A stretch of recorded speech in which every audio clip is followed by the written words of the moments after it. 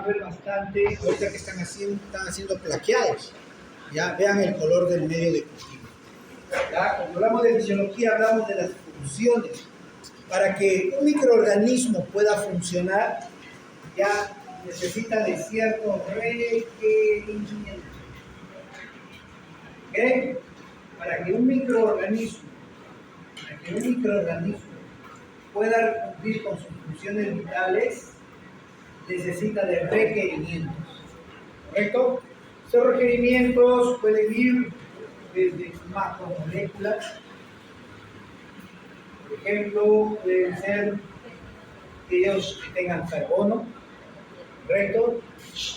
Tengan hidrógeno, tengan oxígeno, tengan nitrógeno. Quiere decir a base de carbohidratos, a base de grasas, a base de proteínas. Necesitará también de micromoléculas, a base de vitaminas, ¿correcto? Necesitará micromoléculas como moléculas más pequeñas, ¿no? Por ejemplo, sales minerales, ¿correcto? Puede necesitar hierro, ¿no? Puede necesitar magnesio, puede necesitar zinc, ¿no? ¿Correcto? Entonces, son los complementos de los dos que van a hacer, ¿no?, que la bacteria pueda crecer. La bacteria pueda crecer. Y para poder crecer, otro requerimiento que necesita, aparte de la parte nutricional,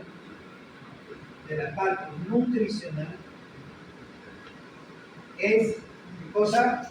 Por ejemplo, la temperatura, ¿no? La temperatura es importante, porque normalmente hay bacterias que crecen a 37 grados durante 24 horas. Menos de 24 horas ya hay crecimiento.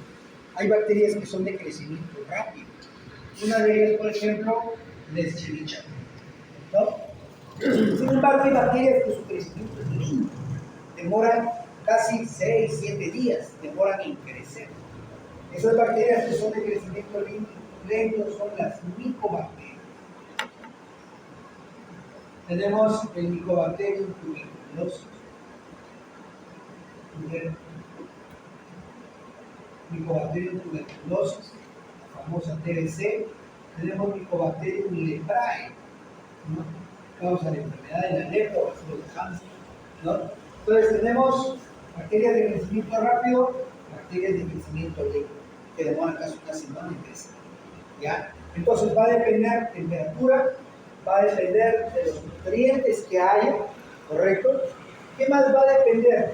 También va a depender, por ejemplo, del medio de cultivo que yo voy a utilizar. ¿Ya? Para yo saber qué medio de cultivo voy a utilizar, ¿correcto? ¿Qué necesito saber previamente? Si la muestra es gram positivo o la muestra es gram negativo. ¿Ya?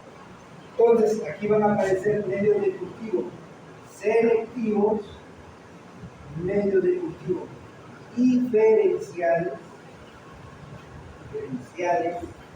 y va a aparecer medios de cultivo enriquecidos. Este tipo de medios. Recuerda que estos medios ya son medios sólidos. ¿Qué tenemos ahí? Por ejemplo, el agar sangre, ¿no?, el agar chocolate, el agar TMB, ¿no?, el agar Maconde, el agar SS, el agar TCBS, un montón de agares, el agar manitoxalado, ¿ve? Pero así como hay medios para sembrar, para ver el crecimiento, ¿cómo yo puedo ver en una placa el crecimiento? Por la presencia de ¿qué? De UFC. ¿Ya? Tengo que ver la presencia de UFC. ¿Ya? Entonces, la presencia de UFC, unidades formadoras de colonia, me va a permitir saber si es que hay crecimiento o no. ¿Ok? Sin embargo, el crecimiento también se puede ver en caldos. Hemos visto ya, ¿cierto? ¿Usted se ha quedado sin gasolina? Mira, ve. También podemos ver en caldo. ¿Qué significa? En un tubo de ensayo yo puedo colocar caldo. El caldo es un medio líquido. ¿Ya? Es un medio líquido. ¿Qué puede ser? Caldo nutritivo. Puede ser caldo serenito. Puede ser caldo pertonado. Puede ser caldo telurito. ¿Correcto? ¿Cuál es la ventaja de este caldo? A diferencia de este medio sólido. Esto, conforme avanzan los días, ¿correcto? ¿Qué le ocurre al crecimiento bacteriano? Empieza a disminuir. ¿Correcto? Esto en 24 horas, su crecimiento va para arriba. Van pasando los días, el crecimiento baja. ¿Por qué? Porque los nutrientes que tiene el agar se agotan. ¿Entiendes? Entonces, ¿qué ocurre con esta UFC? Empieza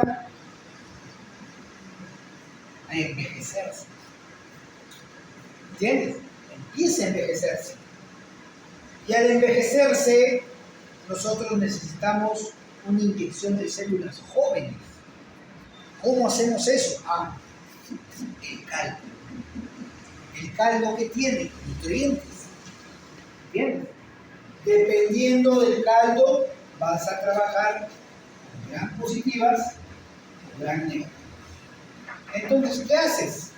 Si yo tengo una placa, tengo un UFC y ya tiene 7 días, entonces saco de acá y lo coloco acá, dentro. ¿Entiendes? Y luego de eso lo voy a incubar a 37 grados por 24 horas. ¿Qué debo de evidenciar? ¿Qué voy a evidenciar? Crecimiento.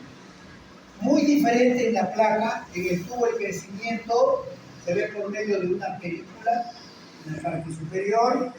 Puedes ver como turbidez en todo el tubo. O puedes ver como precipitado. Entonces, ¿pueden estar las tres cosas? Sí. ¿Puede estar una sola cosa? También. ¿Entiendes? Eso va a depender del tipo de microorganismo que yo vaya a aislar. Pero para yo reconocer si ha visto crecimiento en un tubo, tengo que ver película, turbidez, precipitado. Los tres, sí. Uno, sí. Cualquiera de ellos, pero tiene que haber. Normalmente la turbidez se reconoce en la llamada escala de McFarland.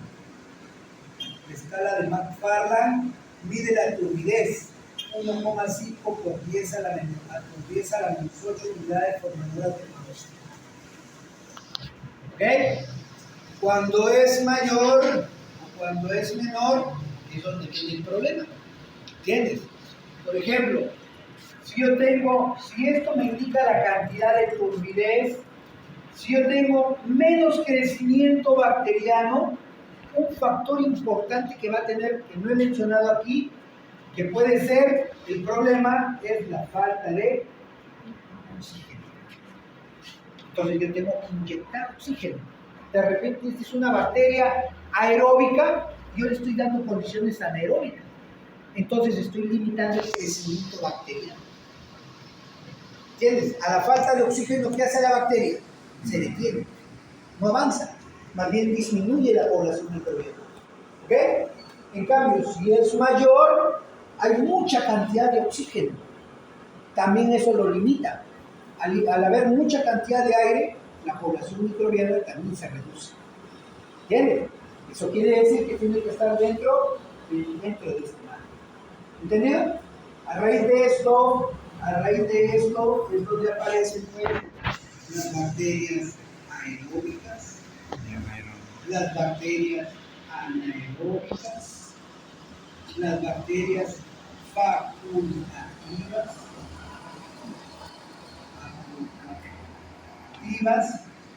las bacterias capnófilas, las bacterias microaerófilas, ¿correcto? Incluso hablan de las bacterias estrictas, ¿no? Y aerotolerantes, utilizan también esas palabras. ¿Entiendes? Hay bacterias anaeróbicas estrictas, también dicen, ¿no? Y también puede ser que sean aerotolerantes. ¿Entiendes? ¿Ya? Por ejemplo, una anaeróbica aerotolerante, el Clostridium. El Clostridium, primero, para crecer, necesita condiciones de anaerobiosis. Una vez que lo obtienes, puedes trabajar en condiciones aeróbicas. ¿Entiendes? Aerotolerante, tolera. ¿Entendido? Entonces hay varios factores: el oxígeno, la temperatura, el tipo de medio de cultivo, si es un medio sólido o es un medio líquido, ¿no? Los nutrimentos, que pueden ser macromoléculas o pueden ser micromoléculas. ¿Entendido? Sí. Sigamos. Mira, entonces hablamos de requerimientos, ¿no? Mira, yo te he puesto micromoléculas, en algunos libros le llaman necesidades mínimas de eso, ¿no? Micromoléculas, cantidades pequeñas, que tengan fuente de carbono, fuente de nitrógeno, algunos, por ejemplo, que tengan fuente de energía como glucosa, agua, algunos iones. Debe tener, por ejemplo, aminoácidos, vitaminas, factores de crecimiento. Eso va a depender. ¿De qué depende? Del tipo de microorganismo que yo vaya a aislar. Si tú te das cuenta que hay una forma muy distinta, acá es otra forma que para algunos también es válido. ¿Sabes qué? El microorganismo requiere macromoléculas y también micromoléculas. Acá te habla de una forma muy distinta, pero que engloba casi lo mismo que estoy hablando. ¿Ya? Los medios de cultivos que tú utilizas, que tú vas a emplear, por ejemplo, están utilizando ahorita el agar sangre. Si tú utilizas el agar nutritivo, que es la base, y tú quieres sembrar un microorganismo, no te va a crecer el que tú buscas. ¿Por qué? Porque Staphylococcus y Streptococcus son exigentes. ¿Qué necesita? Hierro. ¿Entiendes? Y la única muestra que tiene hierro es nuestra sangre, o la sangre de cordero. Entonces, ¿qué tienes que hacer? Sacarte sangre. Y luego, inocular. Pero, disculpen. Sigue la resaca, yo tengo que cortarla, ¿no? Ya, ¿en qué me quedé? Ya. Entonces, ayer, por ejemplo, yo les he dicho, ¿no? Si yo tengo un medio de cultivo y un matraz, ¿correcto? Tengo mi medio que es el agar. Yo tengo que esperar que enfríe. No puedo colocar la sangre caliente. ¿Por qué? Yo les he dicho, ¿cómo yo me puedo evidenciar que el medio está listo para poder hacer el vaciado? Tengo que probar en esta zona, ¿cierto o no? Y si tolera, ya puedo hacer el vaciado. Si tú colocas de frente la sangre, ¿no? Si tú colocas la sangre de frente, es obvio lo que va a ocurrir. Vas a cocinar esa sangre, ¿cierto? Entonces, al cocinar, automáticamente la sangre se convierte en agar. Está frito. ¿Entiendes? Yo no, pero en el agar chocolate puedo sembrar estáfilo, no. Porque el agar sangre, ¿qué ha ocurrido hoy? Ha cambiado de estado de oxidación y hierro. ¿No ves que lo ha sometido al calor? ¿Entiendes? Y cuando cambia de estado de oxidación, crece otro tipo de microorganismo. ¿Quién es? Las Neisseria. Neisseria botorreal, Neisseria meningitidis, crecen en agar chocolate. ¿Entiendes? ¿Ya? Muy bien. ¿Me entendieron la idea? ¿Ah? Yo medio... ¿Ah? Así parece. Mira, a ver, yo te he puesto un resumen de lo que yo entiendo y has visto en tu bioquímica, ¿no? Como el ciclo pasado llevó a bioquímica, ya vamos a entrar ya.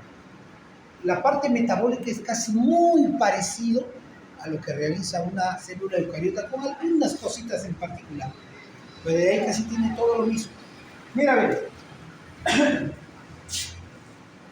Observa, ve. Ya puedo ver esto, ¿no? ¿Sí?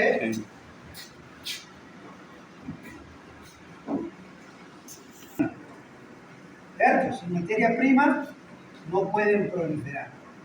Bueno, veamos. Mira, ve. Si yo hablo de carbohidratos, necesitan azúcar. Necesitan azúcares. ¿Correcto? Si yo hablo de grasas, ¿qué necesitan? Ácidos grasos. ¿No? Si yo hablo de proteínas, ¿qué necesitan? Aminoácidos. ¿No? Aminoácidos. Entonces, por ejemplo, si yo quisiera preparar un medio que se llama el medio Lowenstein-Jensen para cultivar, por ejemplo, tuberculosis, ¿ya? La tuberculosis es exigente, necesita aminoácidos. Entonces, ese medio de cultivo yo le tengo que inyectar huevo, porque el huevo tiene proteínas. Si yo no le administro huevo a ese medio que yo quiero preparar, que se llama medio Lowenstein-Jensen, esta bacteria no va a crecer. ¿Sí me entienden? ¿Ya? Entonces, ¿qué va a ocurrir? Cuando hablamos de metabolismo, cualquiera que sea la fuente, siempre va a llegar a una molécula en común. Se llama la glucosa. ¿Saben? Cualquiera que sea la fuente, carbohidratos, lípidos, proteínas, todo va a llegar ¿a dónde? A glucosa. ¿Correcto? Ahora, ¿qué hace ahí la bacteria? Dependiendo, pues. Si yo tengo mi bacteria, tú sabes que mi bacteria, te acordarás por tu biología, la bacteria, cuando va a ingresar, lo hace primero en el citoplasma. Y aquí va a realizar un proceso de fermentación anaeróbica. O sea, va a realizar una respiración anaeróbica, ¿no? Una fermentación que es anaeróbica. ¿Cómo significa esto? En ausencia de oxígeno. No hay oxígeno. Sin embargo, se puede ir a esta zona de acá, que se llaman los mesosomas, ¿correcto? Y a nivel de los mesosomas es donde va a realizar la respiración aeróbica. ¿Entendido? Entonces, la glucosa no va a utilizar proteínas, no. Tiene que llegar a ser ¿qué cosa? Glucosa. Y la glucosa pasa por varios procesos y convierte en glucosa celular. Quiere decir que acá entra un ATP y sale como ADP. Por eso es que el fósforo se fue al carbono 6, ¿no? Luego se va a convertir en glucosa 6-fosfato. Si te das cuenta, cambia, pero solamente uno se hizo aldehído y el otro se hizo cetona. Grupo funcional. Esta fructosa ingresa otro ATP, se convierte en fructosa 1,6-D-fosfato, ¿no? Luego esto se parte a la mitad, convierte en dihidroxiacetona 3-fosfato y gliceraldehído 3-fosfato, ¿no? Se juntan los dos y van a formar dos moléculas de gliceraldehído 3-fosfato. ¿Sí? Estoy explicando lo que ustedes han hecho en su definición. Supuestamente ustedes han hecho. ¿Ya? Entonces, esto es lo que va haciendo el microbio. Mira, ¿qué ocurre? Entra un fósforo inorgánico, ya entra el NAD y se convierte en NAD reducido. Y esto, como entra un fósforo, se convierte en 1,3-bifosfoglicerato. Mira, ve, dos moléculas de gliceraldehído se convierte en 1,3. Era así de. Cuando entra el fósforo se va al carbono 1. Luego, ¿qué ocurre? Se convierte en 3-fosfoglicerato. ¿Qué ha ocurrido? Sale un ATP. Este se convierte en 2-fosfoglicerato. Luego se convierte en fosfoenolpiruvato. finalmente llega a piruma. ¿Cuántas moléculas? 2 moléculas de piruma. Mira todo el proceso que hace. Y el piruvato se va a convertir en ¿qué? En lactato, se puede convertir en etanol, se puede convertir en ácido propiónico o se puede convertir en ácido butírico. ¿Ven? Si es etanol, va a producir también CO2. ¿No? Entonces, todo esto que tú ves aquí, ¿dónde se da? En el citoplasma. En el citoplasma. ¿Entendido? Entonces, mira, ve acá, ve. Las proteínas, los carbohidratos, los lípidos, aminoácidos, azúcares, glicerol, todos van a llegar ¿a dónde? Finalmente, ¿a dónde van a llegar? Al acetil. Todos, pero para llegar al acetil tienen que convertirse en una molécula pequeña. Se llama glucosa. Todas tienen que llegar. Pero todas las moléculas convergen aquí, ¿ve? Todavía no llego a... Mira, ve. El piruvato, que tiene 3 carbonos, se va a descarboxilar. Pierde un carbono en forma de CO2 y se convierte en acetil. Entra la coenzima A y se convierte en acetil-CoA. Quiere decir, si la glucosa debe llegar acá, ¿ve? Si es carbohidrato, termina aquí. Si es grasa, termina aquí. Si es proteína, termina aquí. ¿Entendido? Todas las macromoléculas deben llegar a esto. ¿Entendido hasta ahí? Luego, ¿qué va a ocurrir? Mira, este acetil ingresa al ciclo de Krebs. ¿No? Al ingresar al ciclo de Krebs, la primera molécula que lo va a recibir es el ácido oxalacético, que tiene 4 carbonos. Sale la coenzima A, como este tiene 4 y este tiene 2, forma un compuesto que se llama el ácido cítrico, que tiene 6 carbonos. Aquí hay varias reacciones, pero lo que a mí me interesa del ciclo de Krebs son 3 cositas. Me interesa que aquí se va a formar el NAT, se va a formar NAT, se va a formar FAT, ¿correcto? Se va a formar otro NAT. Y también va a haber un GTP, que se llama, que va a producir el proceso de fosforilación oxidativa. ¿Ya?